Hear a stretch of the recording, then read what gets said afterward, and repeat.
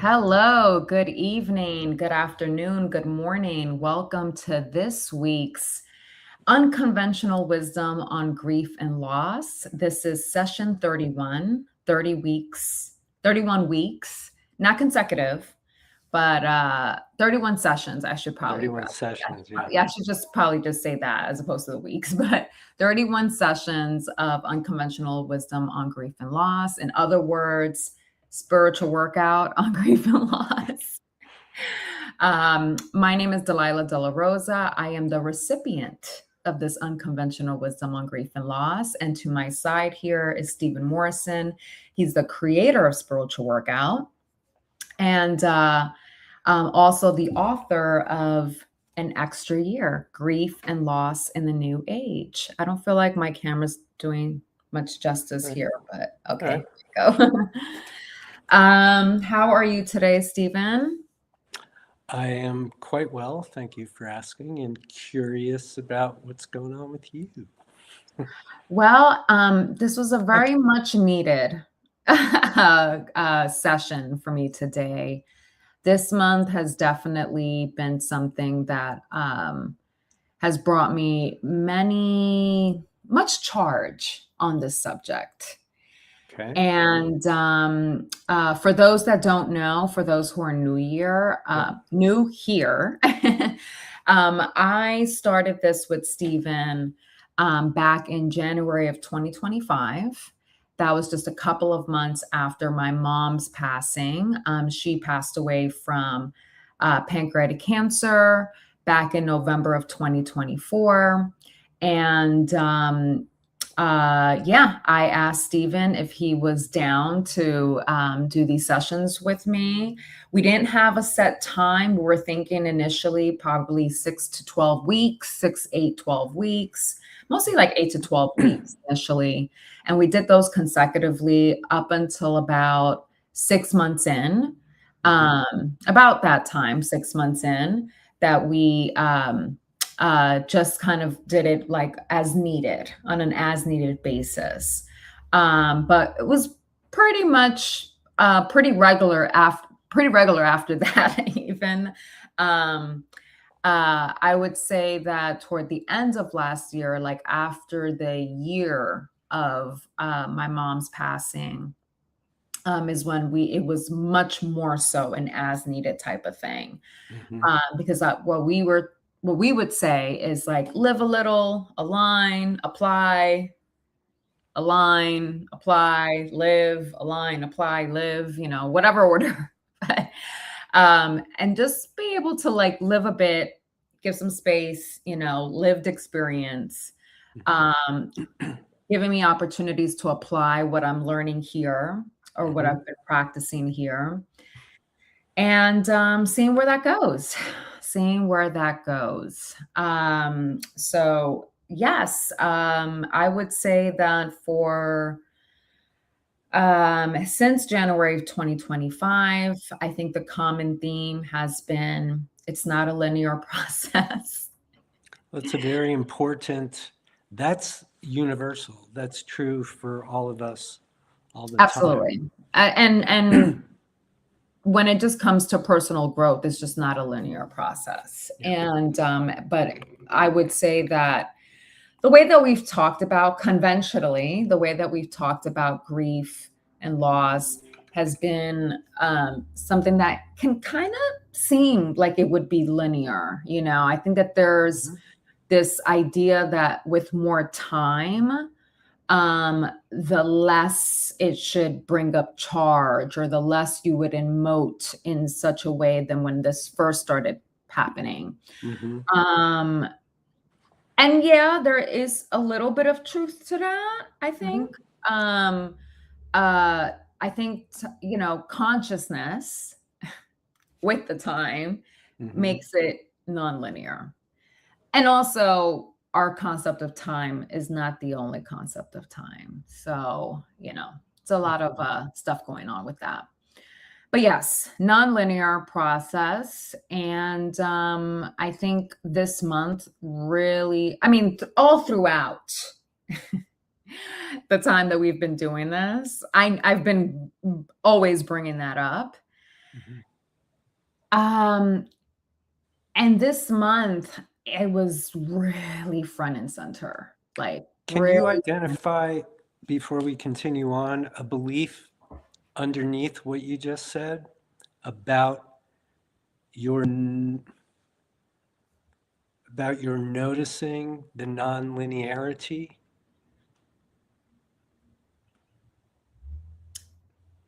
About my noticing the non-linearity. Yeah. So I hear a belief underneath that that may or may not apply to you. Do you want me to just? Yeah, because So okay. sometimes something like what will be, I'm always, you know me, I'm always like, well, what are you believing? What are you believing? What are you, and people are like, it's not what I'm believing. It's not what it's about. I'm like, well, it probably is. And so um, one of the things that sounds like undergirds, it's a linear process. Wow, I thought I was done by now. I should have been done by now. I, this shouldn't be happening, right? So I'm looking for those sort of beliefs to just help you as you contend before I even hear anything else. Does that make Well, sense? absolutely. And I think that that is, I think a little bit of everything that you just mentioned Mm-hmm. is there. And that's why I brought up that whole thing about there is some nuggets of truth with the whole thing about time, Right. because I mean, obviously, from right when she died to like, right when, like right now, Yeah. it just feels different because I'm not right there, like Sure. in the Yeah. zone of dealing with all her dying and stuff. Now it's more of like, really, it's more of a phase. And I think this is probably what brought up a lot of stuff this month is that it's like living my life without my mom's physical presence, Mm-hmm. right? And I know that that's one way of looking at it Mm-hmm. because I could also say that I'm living my life with my mom's soul spiritual presence. Mm-hmm. Um, the non-physical, right? Mm-hmm. And yet I really do feel the physical absence. Um, Not as how I felt it before, but it's definitely brought up this idea of wow, my like the more time moves on, the more life happens, the more I feel that I'm doing this without her physical presence. Like I'm living the change. The more you notice it. Oh yeah. Yeah. Yeah, and I feel it because of I'm noticing it, and I guess there's something underneath that. What are the feelings? Um, a bit of heartache, weepy, a little weepy, Mm-hmm. and a bit anxious this month So over it. let's go to the heartache. What do you do with heartache when you notice heartache in your experience? I cry. I think that that's been the most helpful. Like sometimes it's just like I think I just need to cry and I'm good. Mm-hmm. This started like the very first weekend of this month. I went to Vegas for a fight, and it was like a big time fight thing, boxing fight. And I went to Vegas, and I don't know, I just kind of that thought came in, because again, these are the type of things that I would send my mom a text to or FaceTime with her and be like, Mom, look at my view, look at what we're doing, and I was like, ugh, okay. Like I just felt it that when we first landed in the hotel, right, at the hotel room. Mm-hmm. And it was heavy. Like it was heavy. Like I was weepy, as we were like settling into our room. And Mm-hmm. so I was like, all right, I'm just gonna like lay down with my back against the bed, my legs kind of up against the pillows, Mm. and just breathe, just breathe. And whatever comes up, comes up. And what came up was crying. And then, of course, my husband was like, why are you crying? Come on, Delilah. And I was like, no, leave this. How many times do I need to tell you this is helpful?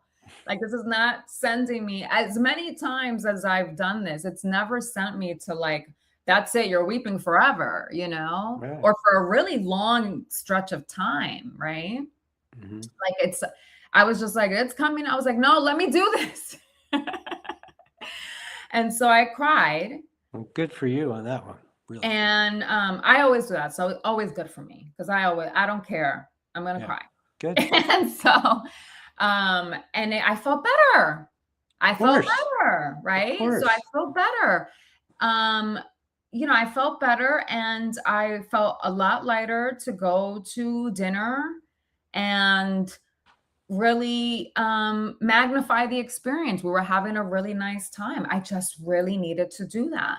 I really needed to cry. And brava, to me, that's perfect practice. Mm-hmm. That's exactly.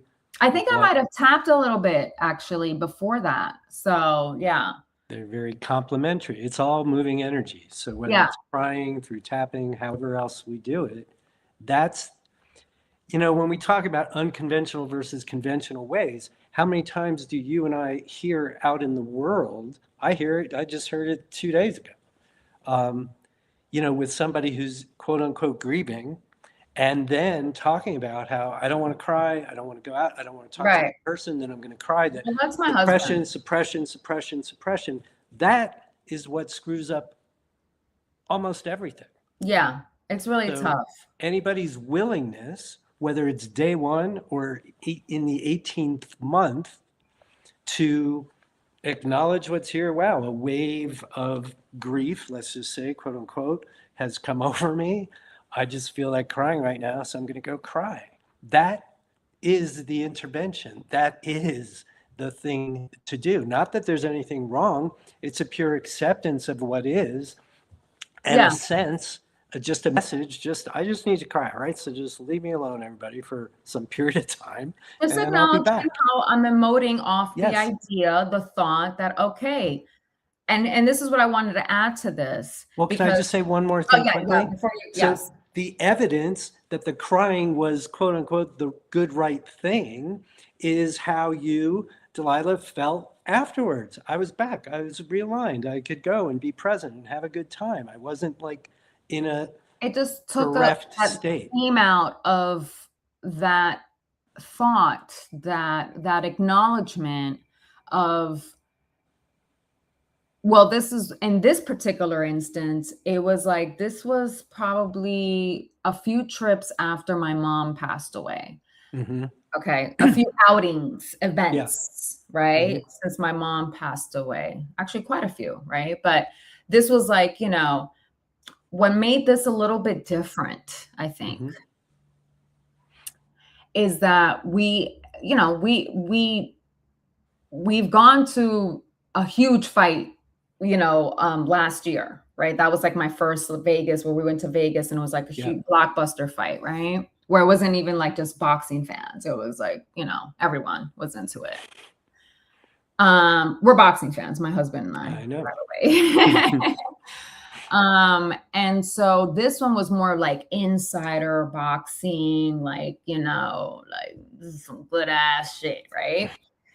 And and this is like a good one to start with, this part of the month, because some good stuff and weighty stuff happened. Okay, so we're in Vegas this time, and I'm noticing that with these types of events, right, our access is greater and greater. So we're having like backstage access, much better seats, every single, right? The hotel room is like, it's like we're upgrading, right? Mm-hmm. And that brought up this charge of like, wow, I'm evolving without my mom's physical presence. Do you see what I'm saying? Like life is moving on. Mm-hmm.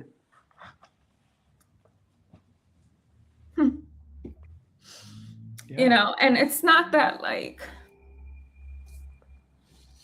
I don't think that she's part of that, right? Like she may be actually playing a role in this, right?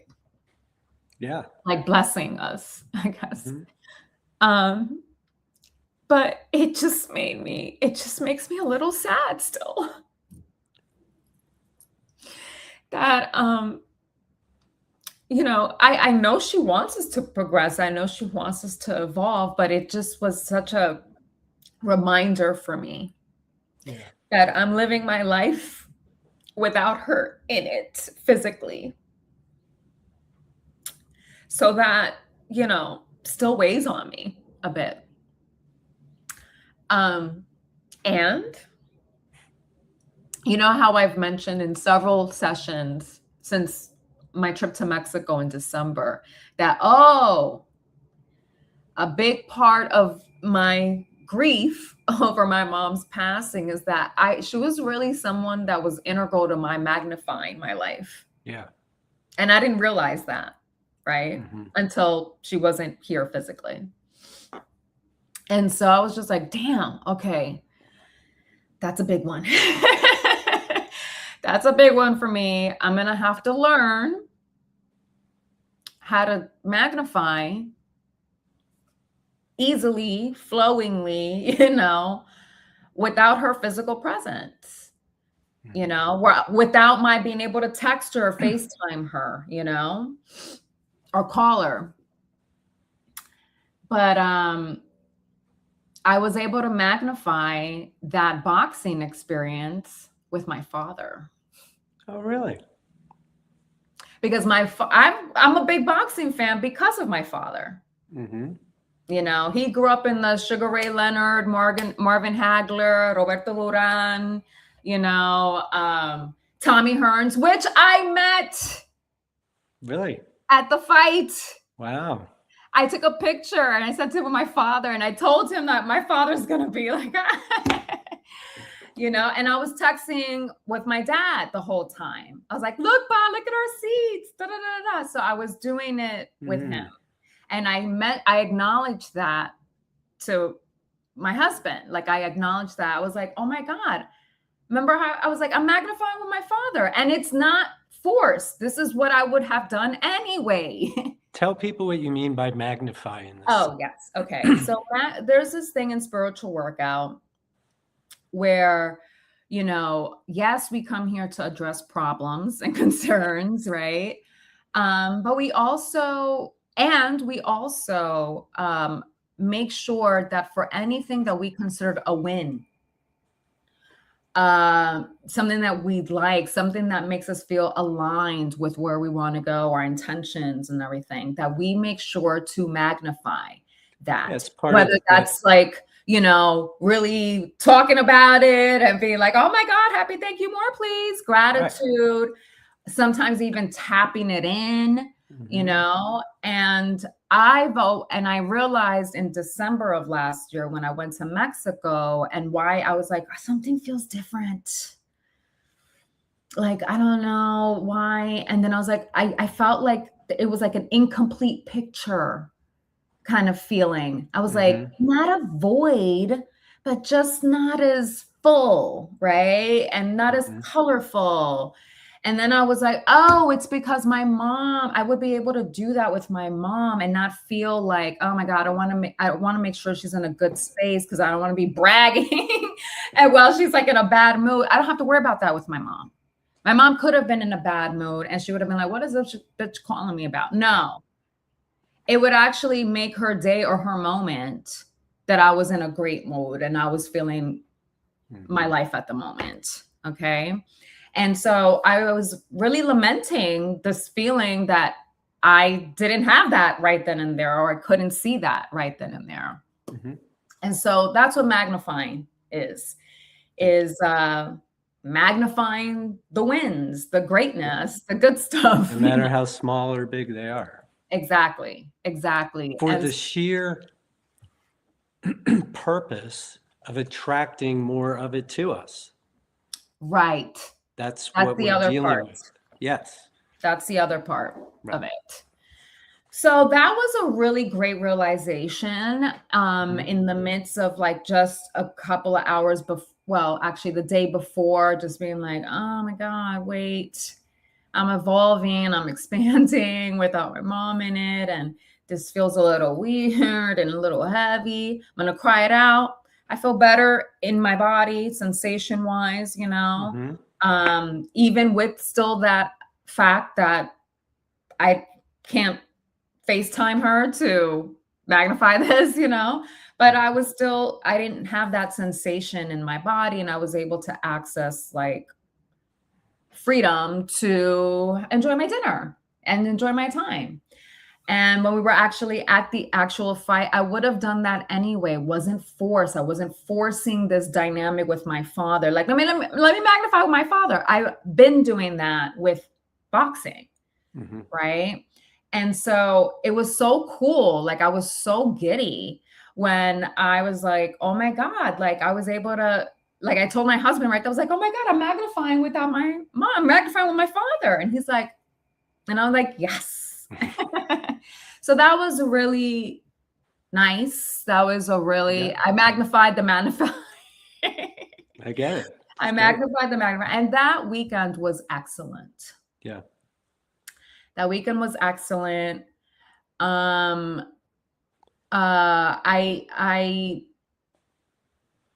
was feeling much more in my element.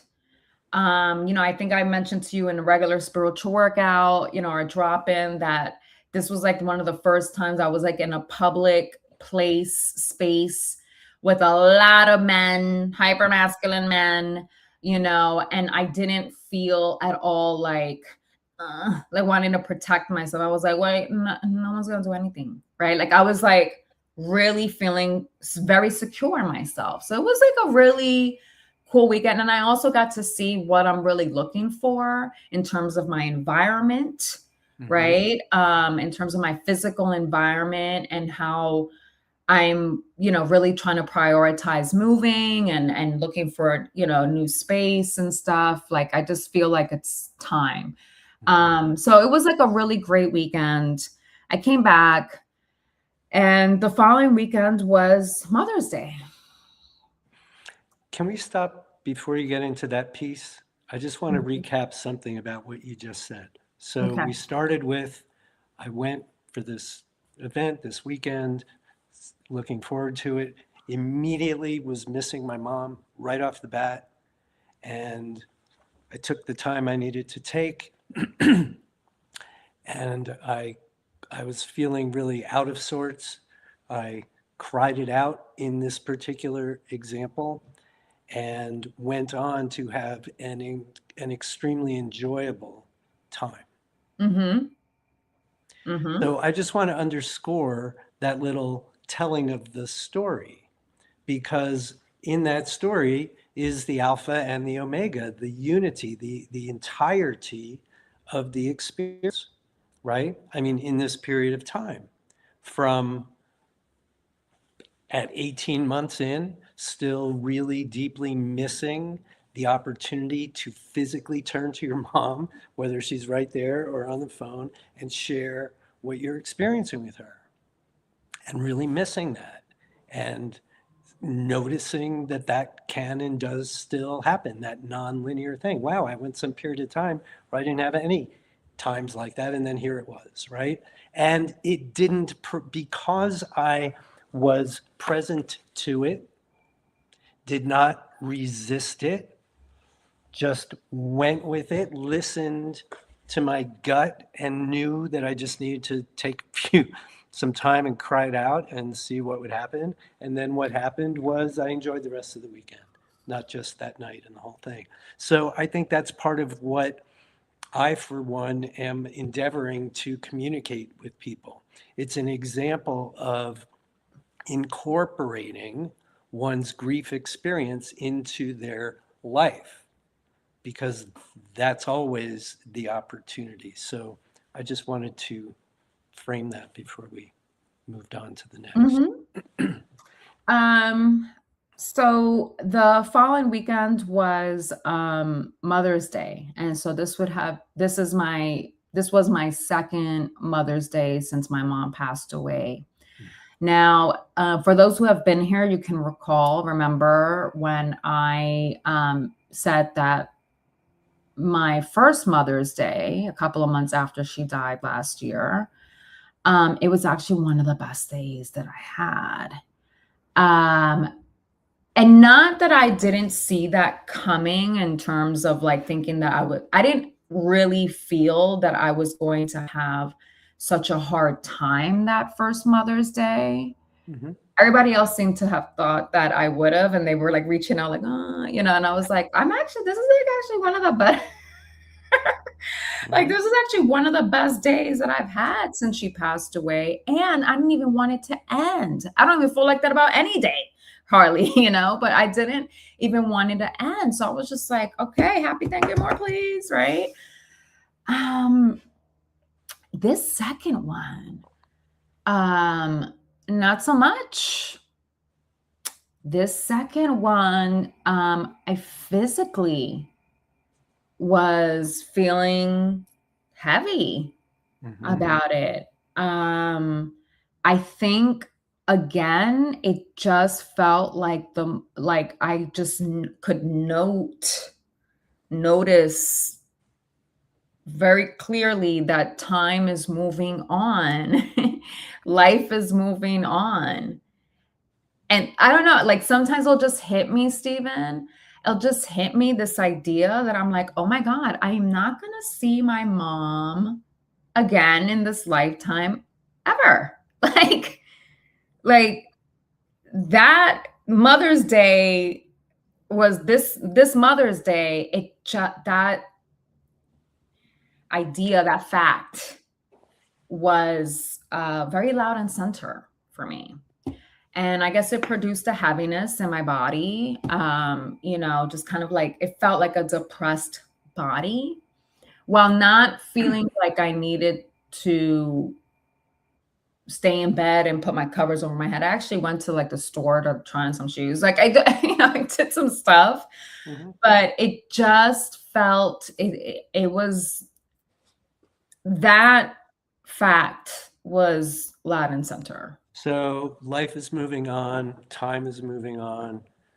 Your mom's not here. You're continuing on in your life. What does that mean to you?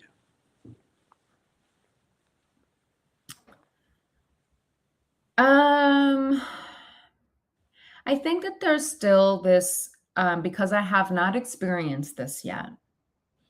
I think that with the physical loss, I still don't feel the connection that I felt when my mom was physically here. And therefore,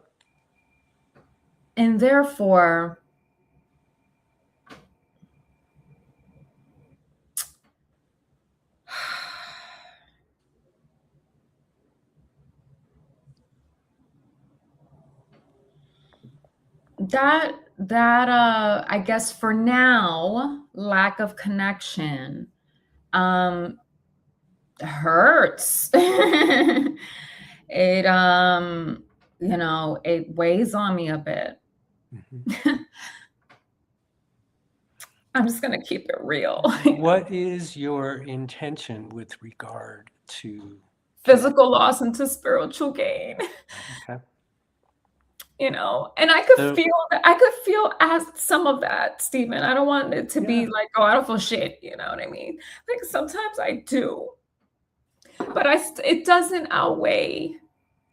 Can we talk for a moment or some moments, if you care to, about the last 18 months? What within that time period have you experienced with regard to any connection, any of that spiritual gain? I think that that have stayed with you, that you can. I think in terms of my personal evolution, like my personal growth, I do feel like it is advancing that. I really do, You mean the whole experience? Yeah. Okay. Yeah. Some of the dreams that I've had, like in the beginning of the year, Mm-hmm. which was a form of connection, you know. Yeah, that's what. Yeah. The vivid dreams that I had, the two that I had, at the beginning of the year, Mm-hmm. where my mom was being ornery. She's like, I don't want to see anyone, and I saw her and I was like, what the hell? And it really showed me a lot about myself, a lot about her, Mm-hmm. and being able to understand her better. And then also being able to understand myself better. Those two vivid dreams at the beginning of the year, like Mm-hmm. revelations Yeah. kind of thing, you know? So in that way, very noticeable, Mm-hmm. you know? Um, I do feel, I do feel like a bit stronger, in myself. And Like you're, yeah. there's been some changes in terms of, like that experience at the boxing, in the Mm-hmm. arena, Yeah. and being able to walk with my head held high, feeling very secure in my own skin, in, like in the middle of swarms of hypermasculine. Yeah, I get it. I get it. Hello everyone. If you're new here, I'm from the Bronx, New York. I've been, Where my dealing with dad's street from. harassment since I was like 10 years old. So, that left an imprint in me. And I always kind of clench when have to walk through groups of dudes, men, and here I didn't Right. at all. Like my body didn't go there. And I feel like it's because of this experience. It's like girl, like, it just made me what's the word? Maybe prioritize or more practice what my intentions, you know what I mean? Mm-hmm. Like really be on that. Yeah. Another thing, this is good. This is a great question because it's like bringing up, quite a bit. Um, uh, it made me, with respect to getting older, that's a big one. This is a big one. When my mom passed away, any ideas, any kind of anxious thoughts, fearful thoughts that I had about aging, getting older, aging, your favorite word, um, you know, ideas of decline, being dispensable, not valued or whatever, right? Mm-hmm. Yeah. When my mom passed away, a lot of that shit fell to the wayside. Like because it really brought about like this intention of like I want to live a long, well-lived, healthy, prosperous life. And I Mm-hmm. also, and maybe this is a discussion for another day. We'll talk about this because there's some more to this month. Okay. Mm-hmm. But once my mom passed away, that was no longer like. Well, I know it was a big deal before that. Before, I was very much like very vigilant Yeah. about different changes and all this stuff. And after my mom passed away, I was like, this is what you want. And with that comes getting older and changing. Doesn't have to mean decline, doesn't have to mean, unwanted changes necessarily, right? Mm-hmm. But you are getting, if you want to live a long, well-lived, prosperous life, that entails getting older, right? Until further notice, it sure seems that way. Like it's just logically speaking, that's what it is. And so that has allowed me to like just really not pay attention to that as much. Mhm. Like that's not occupying a lot of mind space. Yeah. And that's a huge difference. And I'm Mhm. grateful for it Mhm. because that does liberate a lot of mind space, a lot of space in my system.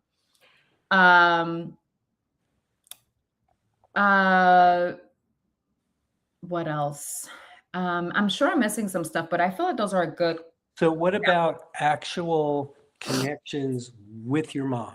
Well, I Where, think my dreams, okay, those what those else? dreams. Yeah. I see rainbows all the time. Still. I still see rainbows all the time, you So know. that's something that started right in the beginning. Here you When are. when they saw a mass, they didn't even diagnose her like officially. Right. But they saw a mass when she went to the ER. Mhm. They saw that she had blood clots, you know, in her legs and her lungs. Then they Mhm. did further tests because they're like, what the hell is this coming from? And that's where they saw a mass in that area, that region, pancreas, Right. liver kind of thing. Mhm. So once that happened, this is even before the biopsy, before the official diagnosis, I was pretty gutted. I was like, oh, holy fuck. And it just, I mean, it just was like an uproar in my system. Yeah. And I had just asked right when I was New York, and I was right behind the kitchen counter, and I had a glass of water right there. And I asked the universe, I asked God, I was like, I need a sign. Just please give me a sign that things are going to be okay, that things are going to be okay. And I saw at that very moment a little rainbow in my glass. And I was like, okay. And ever since then, rainbows. Any other times where you noticed her presence, felt her presence, or felt like you had some sort of communication connection with her that stand out today? The dreams. The dreams. Okay. The dreams. That is like the biggest one. That's the like the rainbows are sweet. Okay. Yeah. And I'm grateful. I'm grateful. Okay. They're sweet, you know. I like a little A little little more more. oomph, a little more. Yeah. Yeah, a little more meat, a little, you know, a little more. And the dreams, Okay. yeah, All right. are that for me. Okay. So that was a sidebar note question that I had. Yeah, And now you're going to tell us about the rest of the month. the rest of the month. So I would say that the rest of the month, well, pretty much from the beginning to the rest of the month, and you know, um, a lot of talk about loss because there was a lot of commemorations, remembrance type of stuff. My cousin, who was 41 when she died of liver failure back in 2021, her 5 year had happened last week, Tuesday. At that same time, my best friend's husband, who passed away last October, and it was, you know, from a heart attack, and it was just something that Out huge of the blue. change. Yeah. Huge change. She has 3 kids, you know, 3 girls under the age of 15. Yeah, just rocked, you know, her world. He was a paramedic for New York, and they were holding a memorial for all the paramedics who have passed, right? So that happened the same day on Tuesday last week, right? And then the next thing that happened the same day is that we got news that my husband's mentor, one of his mentors, not the ones that you're familiar with, but another one of his mentors, who is married to this woman for several years, like probably over 30 years. and they're child free, like myself and my husband, and they live right here in Venice. So we spent quite a bit of time with them, and they're kind of like an example of like us, like further down the line kind of thing. And he went to go to his other mentees' bachelor weekend in Austin, and ended up falling and fracturing 3 ribs. Came back from there. We thought it was okay, but then on Tuesday we got news that his heart had stopped. He's in the ICU. He has pneumonia, and I just had to cry that day. In addition to that, and this is the thing that I wanted to bring up, my husband was going on a retreat. He went on a retreat this past weekend. So when I learned of all of this at the start of last week, I was already feeling a little bit of separation anxiety.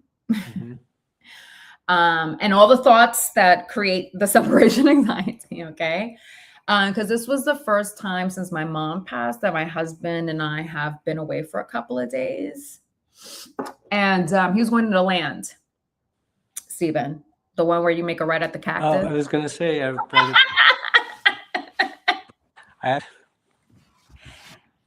where you make a right at the cactus. And they were going up there to honor the son of a dear friend of ours who passed away last year. Okay. So it was a lot of passing grief and loss talk. Okay. And anticipatory too. Yeah. And with that separation anxiety and all the thoughts that lead up to that, okay, my husband going away for the first time, and then all this stuff, especially with couples that were experiencing or had experienced that type of change. I got really sad and really anxious about my husband. And I just started getting into, I wouldn't say obsessive thoughts, but thoughts that made enough impact on me, of feeling like, oh my God, is something going to happen to him?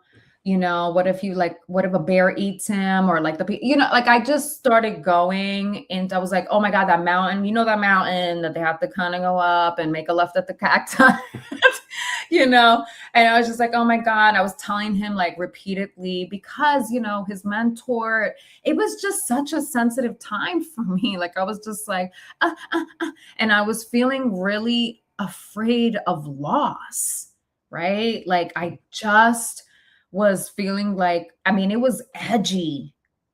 It was edgy, Steven.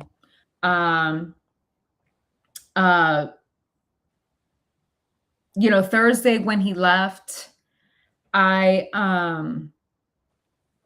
was like, okay, he left, I gave him like the biggest hug of so many kisses. He was like, oh my God. Oh my God, I was like behind him, like smelling his like neck and stuff. And I was like, oh my God. Like, he was like, I was like, I'm sorry. I'm just really sensitive right now with everything that's happening with, your mentor. And I just, and Nora, my friends. And I just, oh my God, like, if this is the last time that I want to get it all, like, I just was very sentimental. Okay. Maybe dramatic. But I was feeling that way, Steven. And I had to acknowledge it. And it wasn't until he called me, or he texted me, that he landed at the place he was going to sleep before heading to the land, where he wouldn't get as much service, that I could feel my body. Yeah. Well, And as a matter of fact, I was like, damn, I'm feeling really light and like this weekend without anybody. And I'm like, damn, wait, this is like weird because I'm like feeling like the with his leaving. But once he's gone and I know he's okay, then I'm like, oh, I'm like, wow, this actually feels really nice. So what changed in there? What do you Before mean? the phone call and after the phone call? You mean the text where he said that he was at the hotel? night where, I felt like he was okay. Right. So before that communication, he's not okay. I'm not sure he's okay. He might not be okay. Those are the thoughts creating the anxious feelings. Oh, I started going into then, things of like in 2008, I had a therapy session where I was like, speaking about my mom and my husband being the people that I don't, that like the idea of their dying or something is just like, oh my God, I can't bear it. And so my mom passed away and I was like, oh my God, what, like, what if that session like it's just kind of it's just, I mean, I'm just telling you honestly, padded room, guys. yes, Yeah. none of which changes what I'm in the middle of saying, Mhm. which is thinking doom and gloom, worst possible case scenario, feeling super anxious as a result, because that's what those thoughts will produce. They can't produce anything other than that in you at that time. And then boom, text, call, whatever it was. It's like, oh, he's fine. Now I believe he's fine. And now I feel calm and relaxed and Perfect. centered. Yes. So all I'm saying, pointing out for the 10 trillionth time, not to you, but to the world, beliefs matter. Beliefs matter. What am I believing at any given moment? There's nothing wrong with feeling sad. There's nothing wrong with feeling depressed. There's nothing wrong with anything. But if we want to change those dynamics, I do. That's how we're going to do it. That is the only way to do it. Sometimes, okay. To catch it in the moment.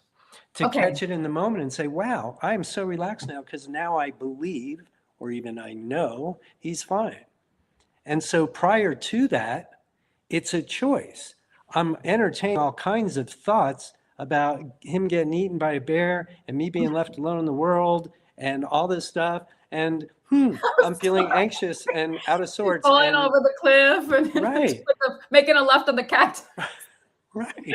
And the cactus is going to fall on him and kill him. Yeah. And so, oh my God, I had a thought of a boulder popping up.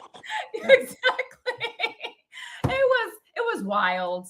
It was a wild. Absolutely. Like, okay, here we go. I also felt perhaps my thinking the anxious thoughts. Remember this whole thing that I would do sometimes where I would go to anxious thoughts to not deal with a more profound, and I think that I was having some existential stuff going on, that was just like, oh my God. And I think that was sort of like a bit of a distraction to not really, go there.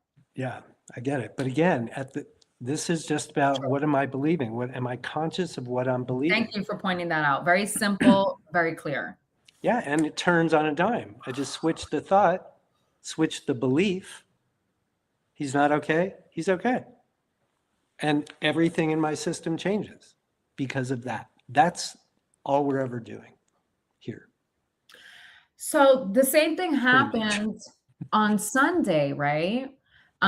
Where he had texted me at 8 a.m.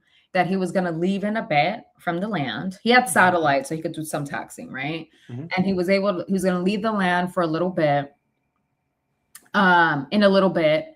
And I was like, oh, and I didn't wake up at 8. So to return home, you mean? Yes, yes. And I didn't, I don't wake up at 8. So I was like, I woke up and I saw the text and I was like, okay, further confirmation. I was already feeling very chill. He's still okay. He's still okay.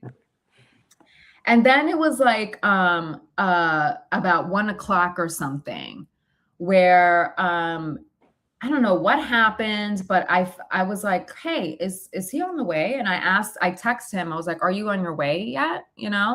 On the road yet? And I didn't hear anything for a little bit. And it started again. What were you So much, believing? Do you so know? much. Oh, like what if, something happened right when they were about to leave? What if they fell off the cliff? All that stuff came up again. I started emoting. I started crying. And I had my 15-minute tapping as I was doing that. Mhm. And with that actually came up like, there is a desire that I have. And this is what I wanted to bring up earlier, but there is a bit of a desire that I have that I was able to note during that tapping, Mhm. that it's like I do want to grow old with him. I do. We talked about, somebody asked like, oh, who is the person that you want to be with when you're dying? Like who do you want to perhaps share that experience? Are they witnessing you, or both of you guys are dying, or whatever, right? And it doesn't have to be your partner. It could be anyone, right? And Mhm. I was like, out of anyone, it would be him.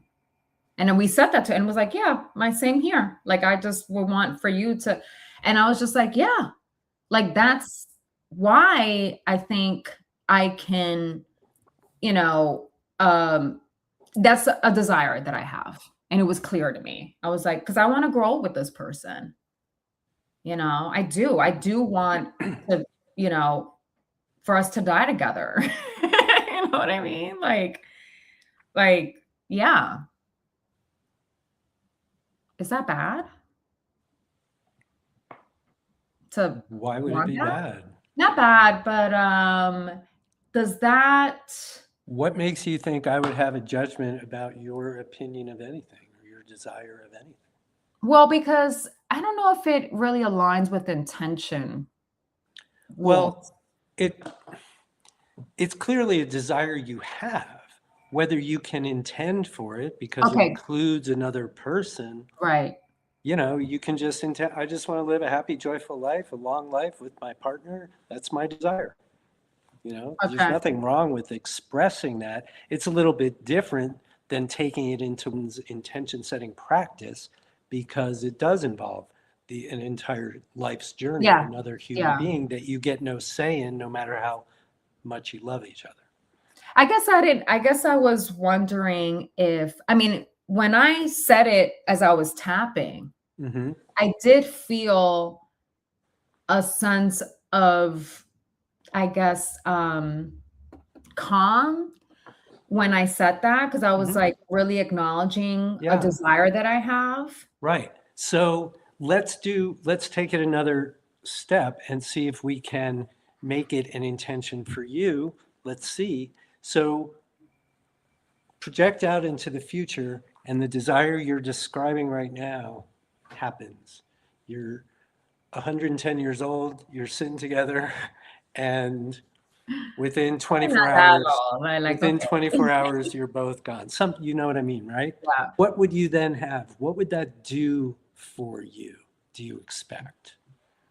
What would you have if you knew that that's I going just to be see what's going like to happen? sparkles and like glory and light. Like it's like, So wee. you can intend for yourself for sparkles and glory and light every day. Mm-hmm. So Mm-hmm. just think in terms of what that proposed experience would deliver to you, and intend for that, the intention of the intention. Okay. Mm-hmm. Mm-hmm. So, in other words, what we're saying, as much as you want that scenario, and who knows if it'll happen or not, none of us do, right? Um, but regardless of whether or not it does, there are aspects and components of that you can intend for yourself to experience Right. from this day forward. Mm-hmm. That makes sense? Right. Yeah. Because I was thinking about the death component, right? And how I picture that, like, if that were to happen in that way, how it would just seem like this,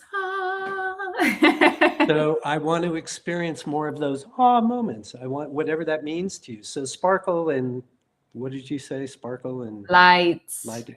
I Yeah. mean, you're going to have a zillion examples of what those mean, and you can intend endlessly for those. Mm-hmm. That's something you can actually control, quote unquote. Whereas Yeah, the other one, yeah, this would sure be nice. Let's see what happens. totally. Unless you get him to be intending for the same thing. Now, two are intending for the same thing. Hmm. Mm-hmm. Mm-hmm. Well, yeah, I mean, that was something that came out of that tapping session. Mm-hmm. I was like, okay, and I felt a bit calm acknowledging that, like, oh, Yes, okay, this is why. because it's a true desire. It's Yeah, inspiration. yeah. That's It's why like, we this is value that. why I feel like I'm like, I want that to happen, but I need to not do that part of it. It's like, okay, express the desire, but you don't need to get anxious over it. Well, and spend your whole life trying to micromanage making it happen Yes, and exactly. creating stories for how awful it's going to be if it doesn't happen. Yeah, and I will admit that that's been something that I've been experiencing. And that's the piece that I just was getting at, Yeah. which is instead of going down the rabbit hole, well, what if it doesn't happen? Now what's going to happen? That's where we Yeah. switch into what we were just talking about, I intending for what you want. and that's the thing. Yeah, and I need to go more into that. And I've been, it's been an effort, it's been effort because I find myself feeling a little bit cynical, like thinking a little bit cynically. Um, uh,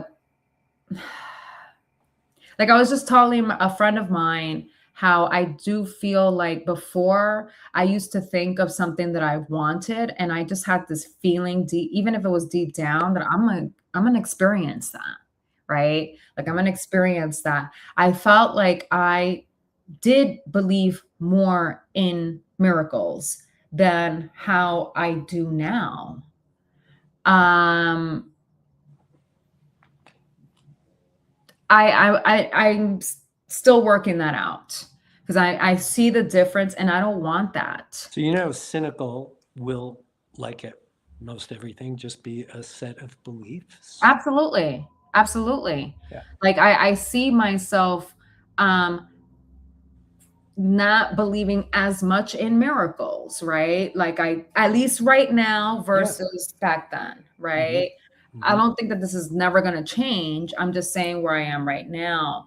I see the difference in that belief of, things working out for me really well, Mm-hmm. right? Like I Yeah. could see that I need to work a little bit, Mm-hmm. working and we talked about this in our last session, Mm-hmm. how I am still wanting because I cry acknowledging that. Mm-hmm. It does, that's one of the things that I um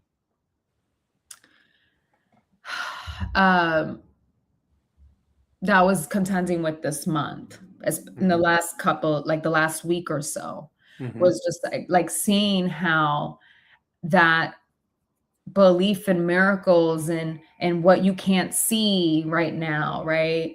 Um, really things working out for you. You know what I mean? Mm-hmm. Um, I see how I still need that has been a little bit chipped away, Mm-hmm.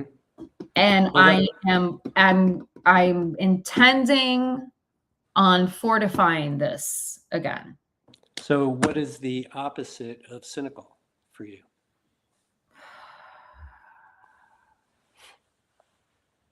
Visionary. Um, All things creating, possible. creative. Okay. And what, if any, intention do you have in that department at the moment? Um, Anything in the archives? yeah, life is always working out for me. Mm-hmm. So there you go. So this would be a perfect, okay, I notice I'm more cynical than I usually am, and I don't want to stay like this. I even have an intention at the ready for what you just said. What did you just say? Everything works out for me. Everything works out for me and all that goes with all of that. So everyday practice, even though I'm not fully aligned with my intention for things working out for me, even though I seem to have taken on a level of cynicism that just doesn't comport with who Oh, it I makes me am, sad. Yeah. you know, and then that would be an immediate thing to do with that. Yeah, because I know that when I think like that, when I think like more cynically, Mm-hmm. um the less enthusiasm I have for the next day. Yeah, it's, Because you're just kind of like, yeah, yeah, it doesn't matter. exactly. Like nothing really, Doesn't you don't matter have what a I say. do, doesn't matter what It time I goes into wake you don't up. have a say. Yeah, Yeah. exactly. And so that's been coming up, and I have been tackling that with my 15-minute tapping. Good. I have that, by the way, folks, part of my soul work in regular spiritual workout, general spiritual workout, is I came in to address a sleep procrastination issue that I've had. It's been a long-standing one.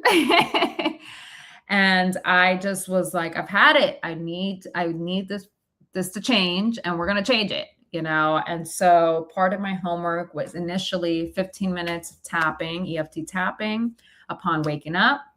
And then while that felt good and everything, I was noticing I was pushing it to even later. So we added on a 15 minutes before I was trying to fall asleep. A spiritual workout suggestion, if you will, Yes. For what Delilah's been dealing with. Yeah. Referring to that in the story she just told. Yeah. So with that, like, well, yes, it's really focused on the resistance toward sleeping at a better time for myself. It's also, gone into many other things that I think kind of goes into that resistance, like this, right? Yeah.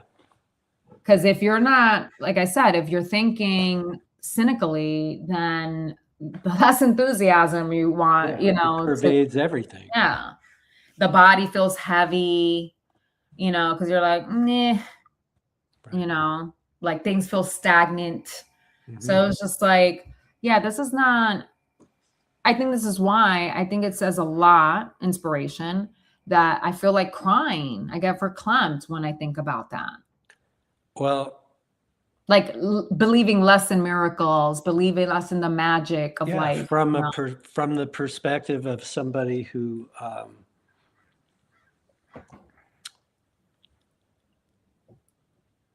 am I saying? From the perspective of somebody who is all about conscious awareness and expanded awareness, when the fact that somebody could notice, wow, I'm being cynical, that's just so not like me. Oh, it makes me sad. And it brings me to tears to even think about. That, to me, the tears, the response to the insight is a healthy response. Absolutely. I love that. I actually love that about it. I actually love that about it, about this experience, that I'm able to, like, I get verklempt and I actually cry. Yeah. At the thought. Of the thought of my being cynical, not believing in miracles as much, not, just not believing. Yeah. As much. Yeah.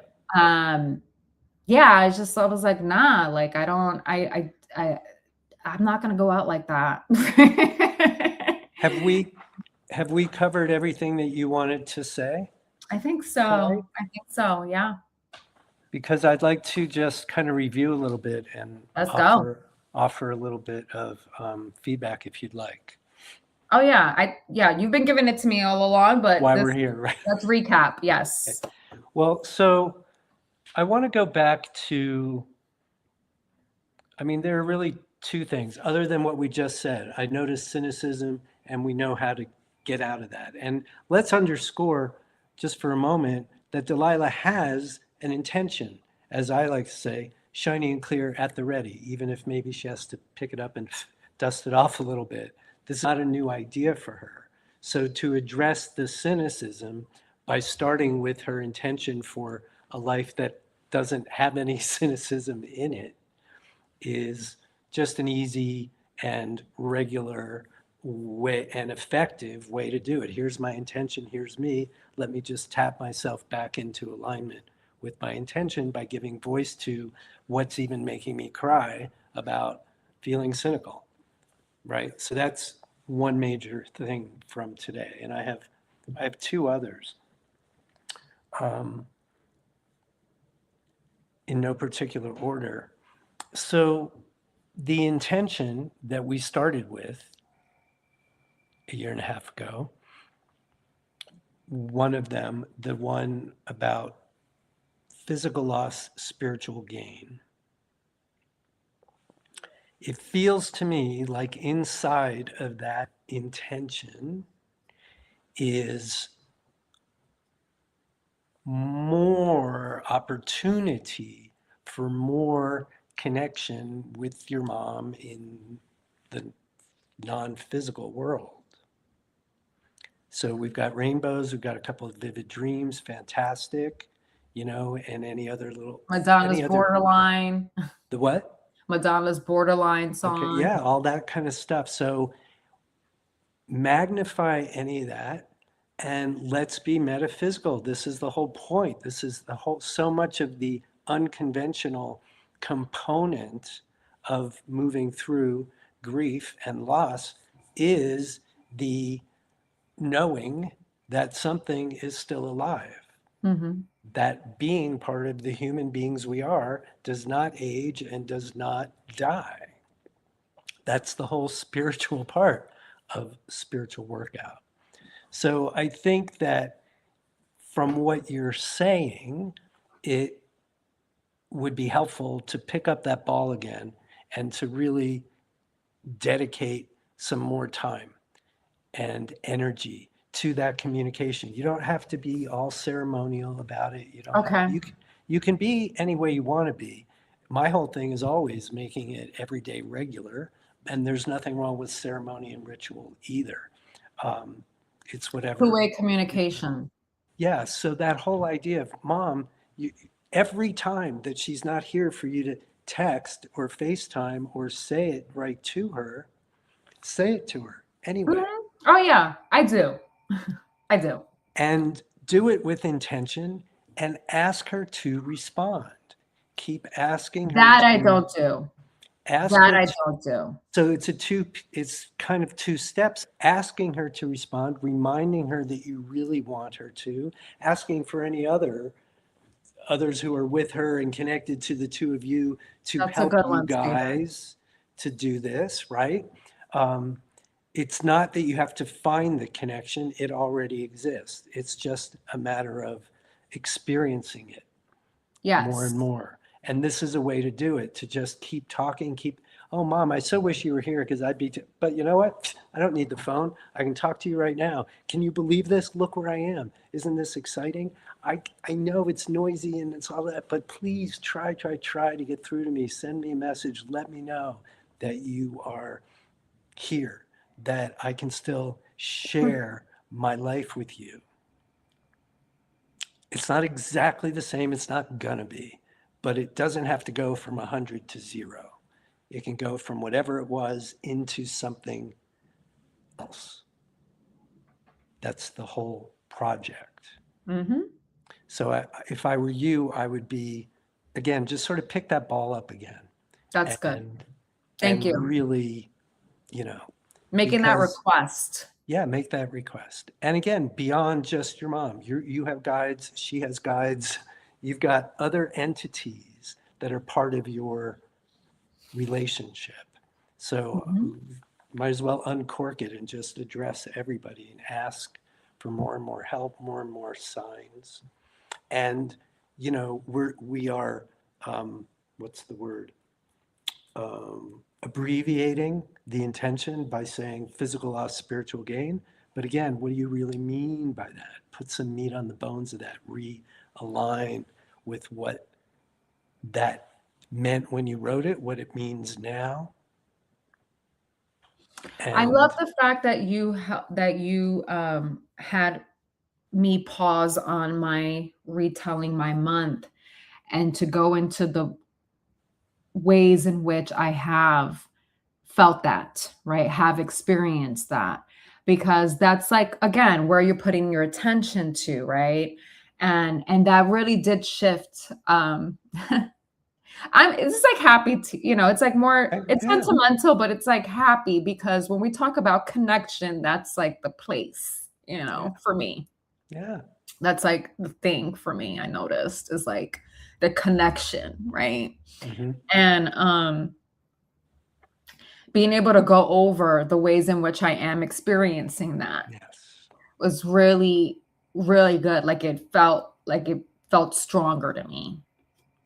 Which is exactly why I'm coming back to it now to underscore that. That's the whole purpose of all that. So good. All right. Now, with regard to, so does that feel complete? That feels great. Okay. Yes. Thank you for the reminder of the request. I'm requesting for her to show me that she's here. Yeah. Yes. Please do what you can to get through to me, get my attention. Let me know it's you unambiguously. Yes. Yes. Perfect. I've been doing that with my partner. It's been 20 years, as you know. And more recently, I'm like, all right, dude, like it's been all over the place over this time, our communication, and not very long ago. And I'm 20 years in. I'm like, all right, you know what? Right now, I need just be unambiguous. He always was for a while. Then it was like, is that you? Is that really? I'm like, be unambiguous. That's what I need. And that's what I got. When they're being ambiguous, okay? When we experience it as ambiguous. That's what I was going to say. That's what I was going to ask. When they're being ambiguous, quote unquote, is it really about our experience and not being able to connect? Or is it because they are away somewhere? They're not. I don't ever get the away thing. I get either here or maybe not here, or here and in the background, so I'm not noticing. Okay. But I don't ever have the experience. Like when there's communication, it's like, it's pretty much right here. The ambiguous thing is just because there's a lot going on and I've got other entities. So it's coming from us. I think, yeah, that's why I was saying we experience that's why I was like, I wanted to see if it's like, because I would hear people when my mom first passed, I would hear people say that she needs to do her thing, right? And so you may not, you know. Well, there's some of that. I mean, I tell a story in the book of like knocking on his door. She needs to do her thing. She needs to do her thing. Yeah. We literally, you know, I had a psychic medium doing it with me for me, you know, and she, you know, went in and it was like, oh, not a good time, you know. Right. I have no doubt, but that was one time in 20 years. Right. All the other times there was not that. And it was no big deal. It was like, okay, you know, it's like any other time. Like, hey, can you go out for coffee today? No, I can't go today, but I can go tomorrow at 10 o'clock. Okay, great. I'll see you tomorrow at 10, right? It was sort of like that. So those kind of blanket statements about souls, I try to stay away from because everybody's on their own journey and you never know. Yeah, I don't know. Yeah. I mean, I see a lot of things that are common, but then every once in a while there's something like, oh, that's interesting. That's different. So, you know, but I wouldn't worry about that. I don't get the sense with your mom. So definitely picking up that ball again. Here's another piece. So in thinking about this whole idea of beyond that, of the not sharing. So this is another component of that, her not being right here, to the idea that what you're noticing. It's been many months, 18 months now. Oh my God, life is really going on. I'm going on in my life and she's not here. And that presents a whole different level of, you know, discord in me. I wish she were here and I know she's not gonna be. And I'm really noticing that. So when you were talking about that, I'm like, if I find it in my book, I'm just gonna Perfect. refer to it. And I pretty much turned right to it. Oh, okay. Without you even noticing. So Excellent. I'm just going to this one part. Let me What just page? double check that it's okay.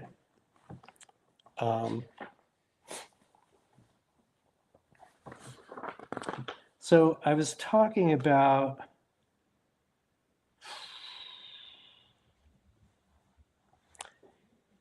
being in that space of he's not here, but he is here. And what am I doing? And what's, and all that. And I was talking about making the choice to focus on the love that I could feel and the connection instead of focusing on the body that it used to be in and how the body isn't here anymore. So I was talking about that and remaking that choice for me over and over again. Yes. And I felt like that's why Me too. I call him, my nickname for my partner was Duder, and I call him the big Duder cries. Like you're just humming along in life, and then here's the tidal wave, and you're like, but they didn't take me down. And it sort of felt like making that choice to no longer focus on the body through which all the connection came and trying to find another way. And then I said, but there was something else that dawned on me, which helped me to navigate through life without my partner more than any other single element in my entire process. And I offer this just for food for thought. It was a thought, really, an obvious extension of all that be present thinking that I was doing. It occurred to me that if I believe, and I did, that he was where he was supposed to be, and it was not an accident, and for a reason, that he died, left me, left his body, and just left the planet. And if I believe that he was where he was supposed to be, there are no accidents, then the corollary of that, what I was also compelled to believe, was I'm supposed to be here without him. Right. I remember that part. Remember what that page piece? Was it on again? It's on page 70. So that idea, holy crap, I'm supposed to be here without him. And then I say more about that, but I don't know how that thought. No, that was a big one when I read the book, especially the second time when my mom passed away. That was a big one, that I was supposed to be here without her physical presence. Yeah. That putting it in that way does bring up a nice bit of space in me. Like it's I guess maybe calming, peaceful, more grounding, like makes me feel a little more grounded. Yeah. And grounded like in this earth, in this terrain, in this dimension, while also still keeping the non-physical very close too. Like it just, So again, it's just a belief. Marrying the divine with the material, with the physical. Yeah, right. Marrying the physical with the non-physical. Yeah. That does make me feel better. So there you go. So I'm entertaining a different thought. Oh, I'm supposed to be here Mm-hmm. because I believe there are no accidents. Even if I don't like the way things are going, I believe there's some purpose Yeah. If I was somewhere. supposed to be here without him, that meant there was more in store for me in life. If there was more in store for me in life, I'd want to bring my full self to it. In order to bring my full self to the rest of my life, I would need to honor the process I was in and experience it fully. In order to honor it and experience it fully, I needed to give it its due. In order to give it its due, I had to do what I was doing already then. Yep. It's like meaning to what I'm experiencing. Mhm. Again, I'm getting a little verklempt, not because it's like, no, it's a little bit more just, sentimental for me to um, believe in this. Yeah. Like it's heartwarming. There you go. Not heart aching. It's Yeah. heartwarming. So listen to that feeling. Wow, I entertained this thought or this family of thoughts, and I feel more aligned. I feel more Yeah. like me. I feel better, Warmer, warmer. All right. Well, I'm glad I. not heavier. Not to bring in the negatives, but you know what I'm saying. I just remembered I had this one last thing, and it could probably be a quick.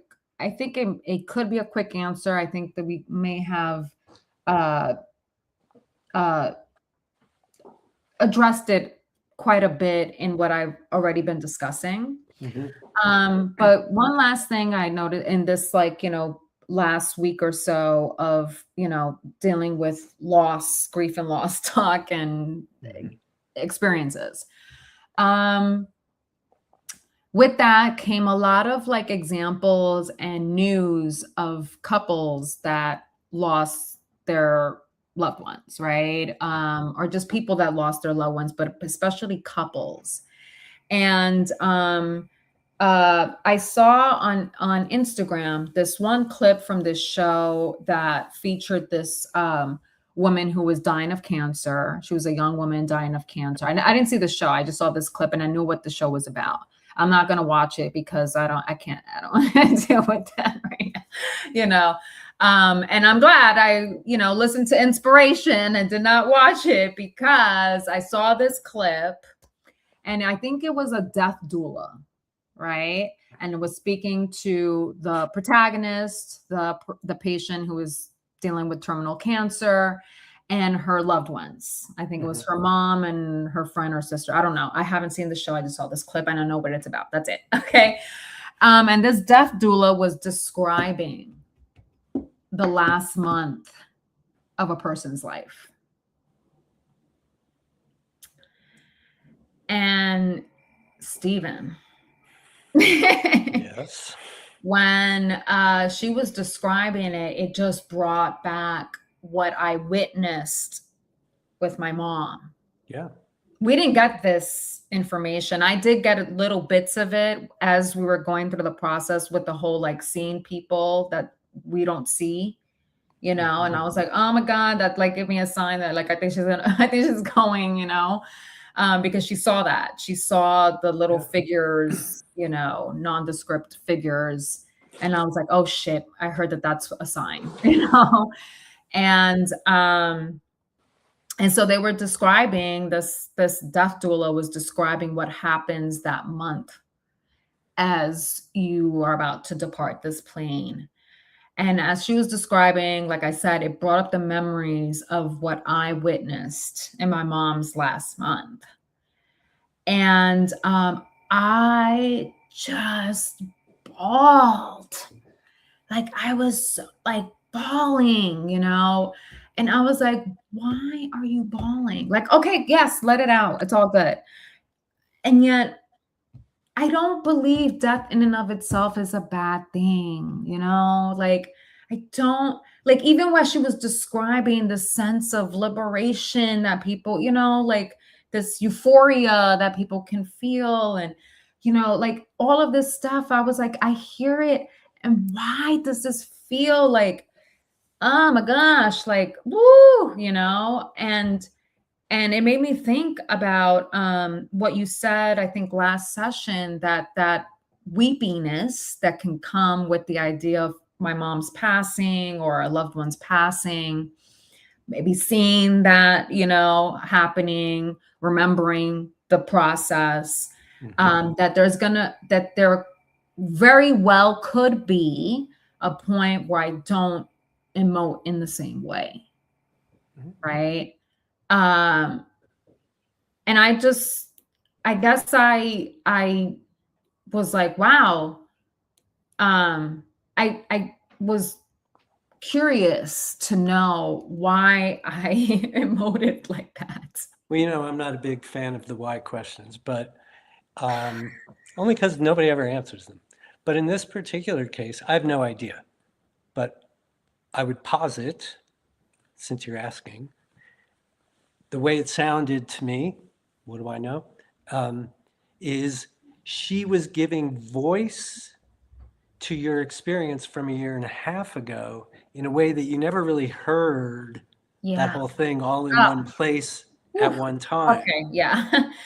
So I can imagine just the tears that come with just being seen with somebody. That's exactly what I was going through. That's what I witnessed. That's what I saw. Maybe that's part of what. And seeing the reactions from the loved ones in the show, on the show, her friend or sister, I don't know who it was, but she was just kind of like, because the death doula was like, and you're gonna feel like, she was kind of like cheerleading, and she was like, stop it, like she was like, a little too much. I'm sorry, like I'm come on. And I was like, that was kind of, I felt like I saw myself a little bit in that. It's like, but does it resonate with you that maybe that was at least part of your reaction? Totally resonates with me. The fact that like she went down the list, and then seeing the loved ones' reactions on top of that, I was like, oh my God, like this is. And even though you were a reenactment. Yeah, exactly. But when you were in it, you were tending to so many other things, and you didn't have that information, like you said. And so whatever, and now here it is, like a replay. You just reenactment of, Okay. I guess okay. Yeah, because I was just like, whoa, like this is like, it was like, like a weeping session right there. Like I was like, oh my gosh, okay. But yes. And then I heard another story of a woman who lost her husband, kind of a similar thing, right? Of meeting her husband at 19, and then his dying in their 40s, and they have kids and all this stuff, and me and my friend, and it was just like she was detailing what she had experienced during and after, and I was like, oh my gosh. Like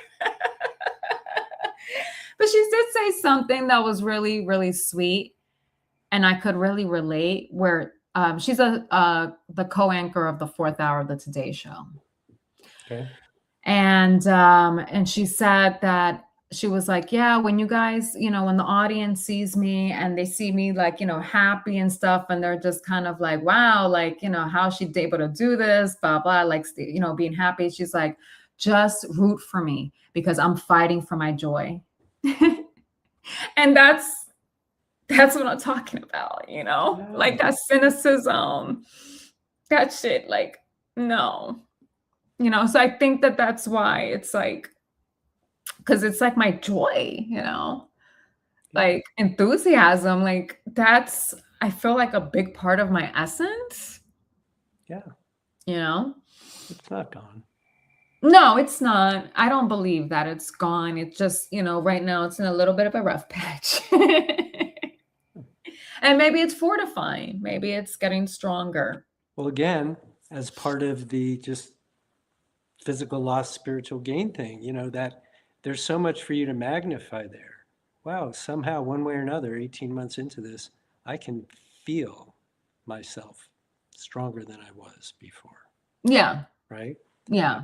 As a I can person. understand myself, I think he said, more than, you know, so that's a lot to be starting to magnify. Oh, And yeah. then Oh, yeah. connected with the re-request of the, if you will, of the, come on, mom, let's go. Showing Come on, up. let's just, Show yeah, up right. in an unambiguous way. Yeah. Well, thank you so much, Steven. This has been excellent. I think you could see why I needed to You said, I needed this. Definitely lived a bit this yeah, month. yeah, And this was like a big theme for the month. yeah. Grief and loss, you know. And yeah, this was really good. This is really, really good. Good. Really good. So thank you so much. You're very welcome. Folks, thank you for being here. Once again, my name is Delilah De La Rosa. I am the person that's receiving the unconventional wisdom on grief and loss.